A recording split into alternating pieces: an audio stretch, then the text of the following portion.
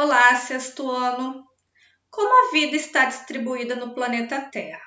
Nós temos algumas camadas que vão constituir o nosso planeta. A camada mais interna nós chamamos de núcleo, que é dividida em núcleo interno e externo. Seguindo a camada mediana é o manto. E a parte mais externa, superficial, é a crosta terrestre. E é justamente nessa crosta aonde abriga-se a vida. Todos os ecossistemas que podem ser terrestres ou aquáticos, tanto marinho como de água doce, estão abrigados neste local e constituem todos os biomas que existem. Então, nós vamos trabalhar alguns biomas brasileiros. Então, a Amazônia é o primeiro bioma que é característico nosso aqui. Ele é constituído pela maior floresta tropical do mundo e ocupa a maior parte da região norte do Brasil. E é a região que é bastante quente e úmido, e as temperaturas não variam muito de acordo com o ano. Seguindo na página seguinte, nós vamos ter então o Pantanal. O Pantanal é uma planície alagada que se estende pelo sudeste do Mato Grosso e oeste do Mato Grosso do Sul. Ele é marcado, gente, por uma fase onde chove bastante e outra fase de estiagem. Então, é bem característico quem visitou 2 vezes o Pantanal perceber que tem, em 2 épocas diferentes, perceber que são 2 imagens completamente diferentes de acordo com a época do ano que vai. O Cerrado é o bioma que está presente no maior número de estados brasileiros. Então, vai abranger desde Minas Gerais, São Paulo, Goiás, Tocantins, Bahia, Mato Grosso, Maranhão, Mato Grosso do Sul, Piauí, Goiás. Aqui o clima ele é bastante quente e a vegetação predomina as gramíneas, arbustos e árvores esparsas, ou seja, a vegetação de porte menor. A caatinga também é um bioma que é encontrado somente no Brasil, ele é unicamente brasileiro. Então, tem espécies que são encontradas neste bioma que não tem local nenhum do mundo. Vai ocupar a parte de alguns estados como Maranhão, Piauí, Ceará, Rio Grande do Norte, Paraíba, Pernambuco, Alagoas, Sergipe, Bahia e Minas Gerais. O clima da caatinga é bastante árido. Quem vive ali, os seres que vivem ali, eles têm que ser adaptados à escassez de água. Então, uma planta típica da caatinga é o cactus, que justamente modificou dentro do processo evolutivo folhas em espinhos para diminuir a perda de água. E dentro do caule tem um armazenamento de água que, quando não chove, esse cacto ele vai guardar, vai armazenar água para os períodos então de seca. Seguindo aqui, nós vamos ter a Mata Atlântica ou Floresta Atlântica. Esse é o bioma do Paraná, tá bom? Então, é uma floresta tropical associada com ecossistemas costeiros, de mangues também, tá? Então, ele é formado, de grandes rios, de baías, de lagunas, também influenciado pelas marés. Então, a gente tem ali uma característica bem variada. Então, vai pegar desde o Paraná, Santa Catarina, Rio Grande do Sul e algumas partes ainda de serras, tá bom? Então, assim, abriga-se neste bioma uma fauna e uma flora bem variada. Então, nós temos aqui uma condição bem ampla de vida, já que trata-se também de um local onde tem bastante umidade, onde os seres conseguem sobreviver, em local quente e úmido ali, tá? Os pampas gaúchos também a gente pode chamar de campos sulinos, vai abrigar ali, então, uma vasta forma de vida, tá bom, gente?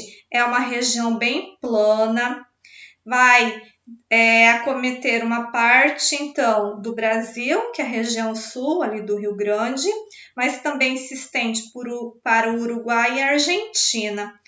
A característica deste bioma é algumas épocas do ano ser muito frio. Então, a incidência de neve e temperaturas negativas é predominante em algumas regiões e em algumas épocas do ano também neste bioma. Então, as formas de vida têm que se adaptar a essa condição hostil também, tá? Seguindo aqui, então. Aqui está a maior floresta do mundo. Então, é um texto que vocês terão de apoio. Seguindo aqui, nós vamos ter, então, este texto do organismo, a biosfera. Aqui a gente tem algumas imagens bem bonitas para mostrar a variedade de formas de vida que existem, tá?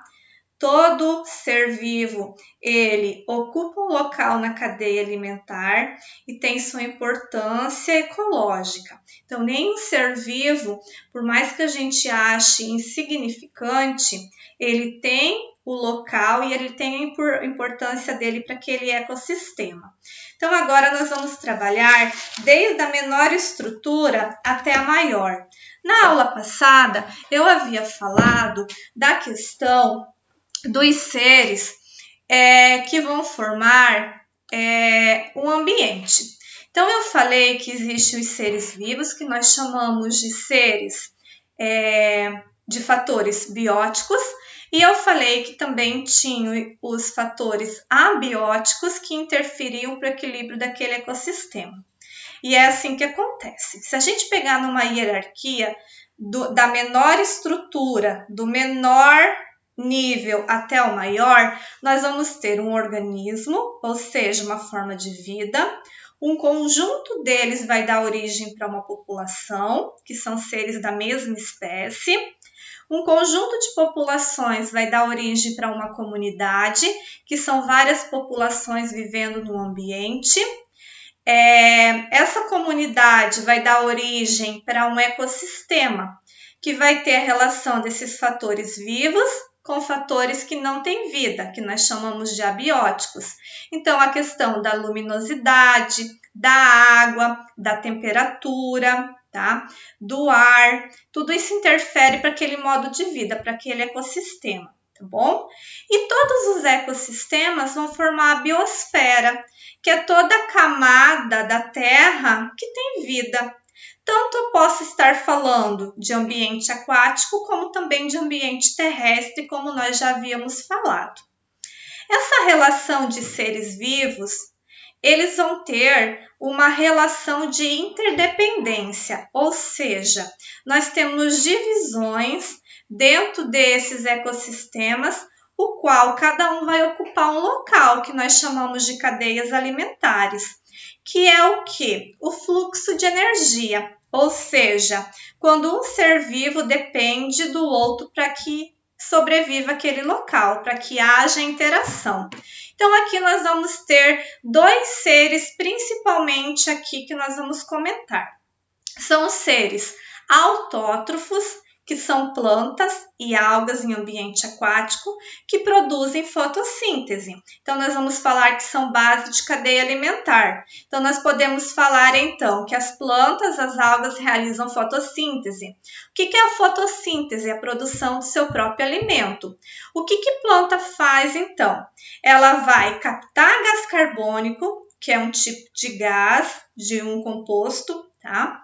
Junto com água e energia solar. Essa reação química vai originar o gás oxigênio, vai liberar também a glicose, que ela vai ocupar para crescer e se desenvolver. Já os seres heterótrofos, que são o caso dos animais, eles não fazem fotossíntese, então, portanto, não produzem a glicose, que é o alimento para eles. A gente depende de uma fonte de alimento.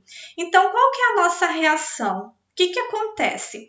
Nós respiramos, nós dependemos do oxigênio, nós nos alimentamos, então nós temos que obter a glicose dos alimentos, tá? Dessa reação vai liberar o quê? O gás carbônico, que é o processo de respiração nosso, de eliminação, e também produz energia e calor. Energia que nos mantém vivos e o calor que mantém a nossa temperatura constante para não alterar. Todo esse processo que a prof explicou, gente, está entre as páginas 96 e 97 do livro. Então, vai ter ali todo um esqueminha mostrando essa explicação minha aqui. Então, esse fluxo de energia é o que mantém todos os ecossistemas vivos. Então, é o processo tanto dos seres fotossintetizantes, como o equilíbrio que existe para os seres heterótrofos. E termina toda a cadeia alimentar com os seres decompositores, que mais para frente nós vamos ver a ação de fungos e bactérias então. Compreendido? Até a próxima aula!